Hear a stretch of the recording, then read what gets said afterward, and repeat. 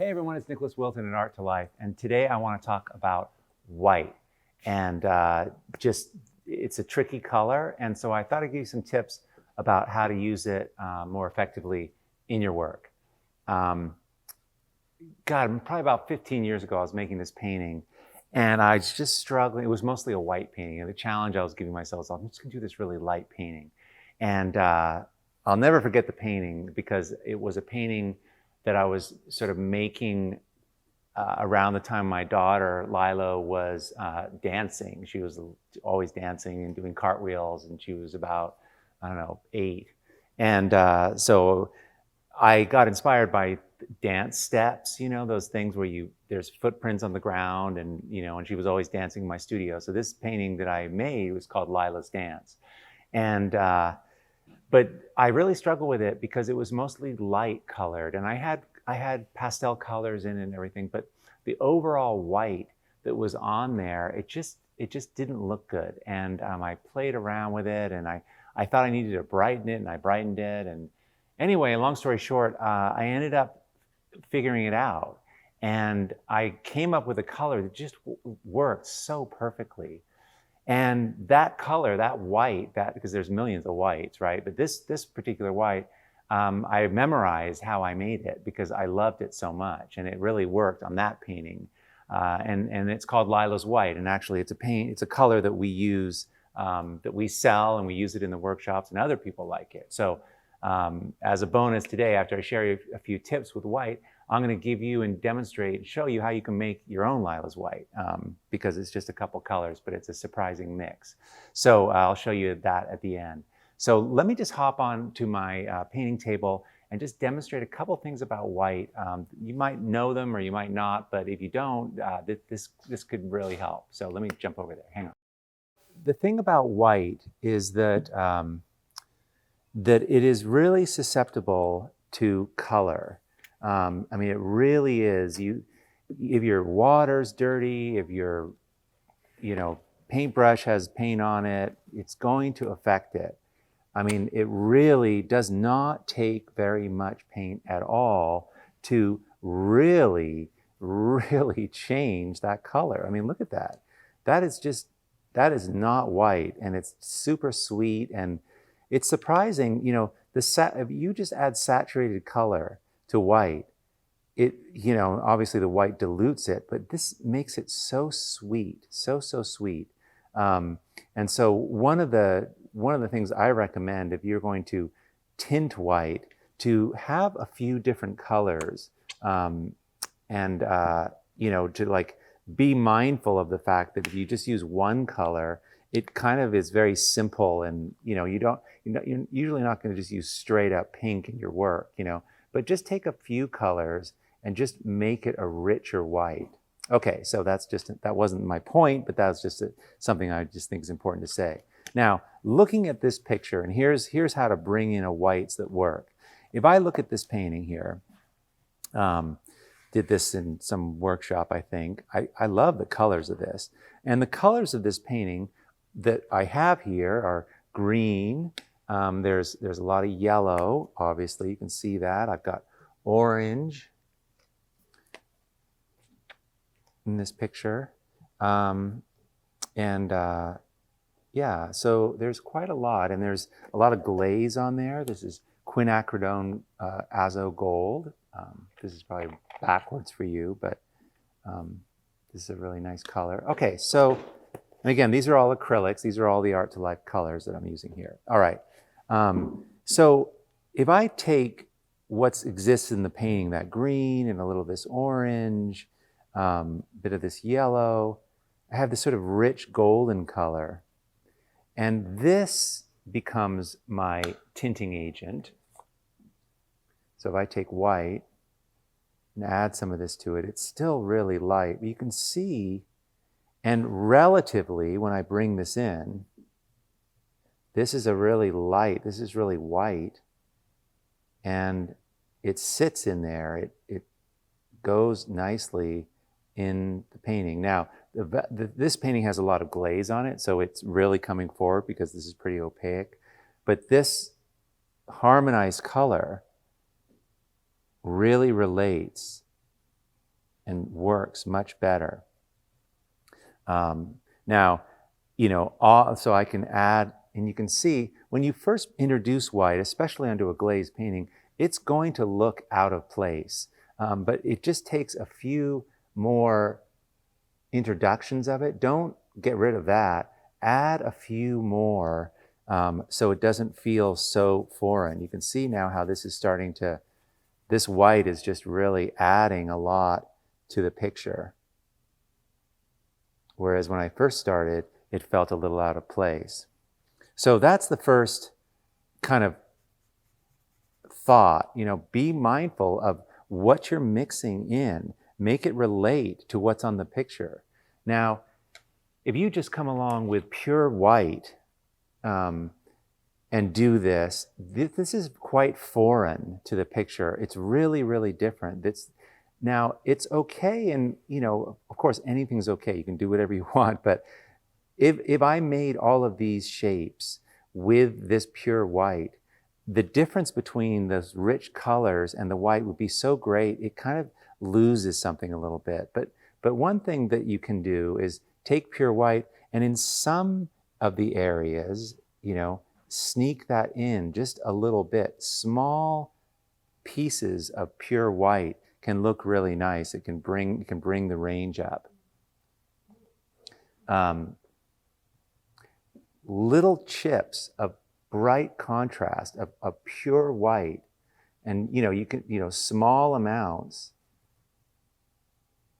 are not that distracting, but it activates the work. Just like adding, you're at the extreme end of the grayscale.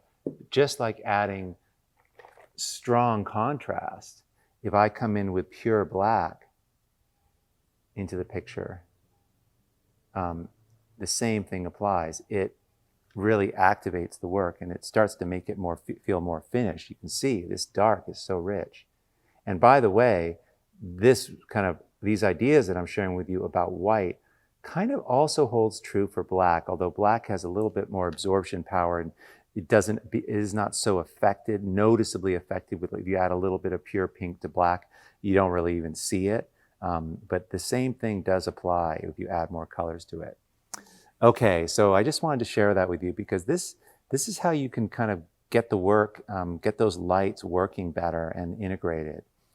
All right, so let me show you now, real quick, how to make Lila's white, because I get a lot of questions on this, and I've shown people in workshops, so I think I'll just show you guys now. I use titanium white, a nice thick quality titanium white. And by the way, we sell Lila's white on the website because people it's easier, they like it done for them. But okay, so the colors you use to mix it, cadmium yellow light and yellow ochre. This is the most beautiful white, I'm telling you, you're gonna die. Okay, take the white, it's a little, now I'm not gonna give you, there's no way it's visual, okay, so I'm not gonna, I'm not gonna say 2 parts or 1 part because it's just a little smidge, we're just tinting. Okay, so you take a little bit of this yellow light and see what happens to that yellow. It goes that white, it goes like sweet baby room yellow. Again, a super concentrated color with a pure white. It's gonna do this. It's just, it's a little nauseating, and it's not whatever. For me, it's just so sweet. But here's what happens when you take a little bit of yellow ochre. Yellow ochre is not just yellow, it's got all kinds of dirt colors in it, and you mix it into this, it kind of kills that sweetness. And let me add a little bit more white here.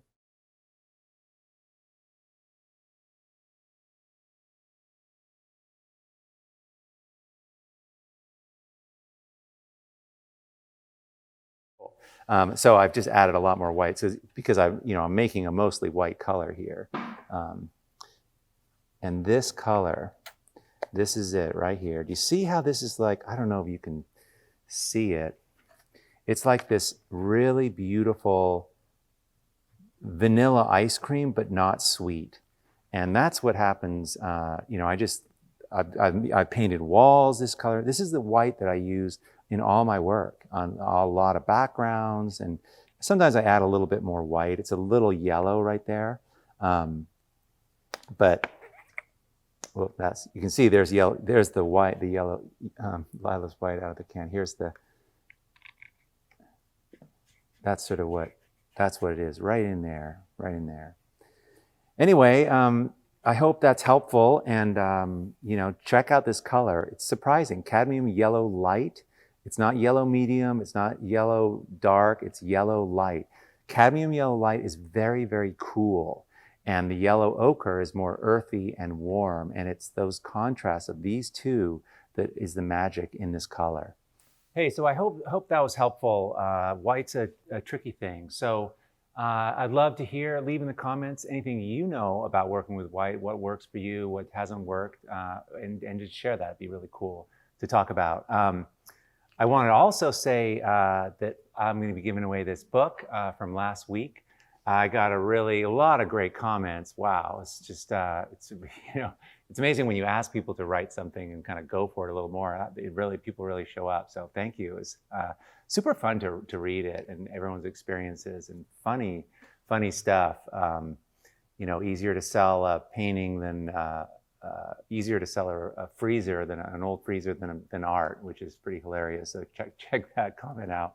But I'm going to be giving this book away to Nancy Hines. She had a really great post about going to finding herself at an art festival that she'd never done before. She brought it in 24 paintings and did this fair and had never done it before, and was really like, what the hell am I going to do? How do you even do this for 3 days? And she just found her way as she went, and ended up talking to a lot of people and meeting a lot of artists, and just found her stride in this event. I think she sold everything, or a lot of it. But more importantly, she was saying that she met a lot of artists and a lot of people who were like her, who hadn't done that before. And they're saying, well, how do you do this? Because Nancy had to figure out the application and how to get the work there, and how do you do a booth, and what kind of tables, do you give business cards, whatever, how do you pay for stuff, how to receive payments. And a lot of these artists, hadn't done it before. And so she was basically saying, giving them feedback and encouraging them to do this. And the takeaway for her and what she was sharing was, you just got to do it sometimes. You just got to take a chance and go for it. And I just think that it's true in everything, but it's especially true in art, and it's especially true in selling art and finding ways to sell it and market it. So I just thought that was really inspiring and really helpful. So on the merits of that, I'll be sending you this book, Nancy. Shoot us an email. I think I've seen your work in CVP, so I think we have the address. We'll shoot this out to you. It's signed by Marie Forleo, big, bold, confident signature there. It's the biggest thing on the page. But I'm gonna sign it too, and I'll do a drawing of Maisie for you in there as well. Also we also sell Lila's White, and I have a link down below. I can't imagine why you would purchase this now that I've shown you how to make it, but maybe don't tell a lot of people, so we'll still be able to sell it in the future. I won't be here this weekend, and I won't be able to comment back because I'm going down the Grand Canyon. I'm so excited. I'm leaving and I'll be gone for 7 days in the Grand Canyon on the Colorado with my daughters, rafting. And there's no internet, there's no cell phones, and I can't even remember the last time I wasn't connected. So disregard it. If there's no comments for me coming back, I gotta read them when I come out after this adventure. So, but please go ahead and leave comments anyway, because you guys can talk amongst yourselves, and I'll jump in when I get back. Thanks a lot. I'll talk to you guys soon. Okay.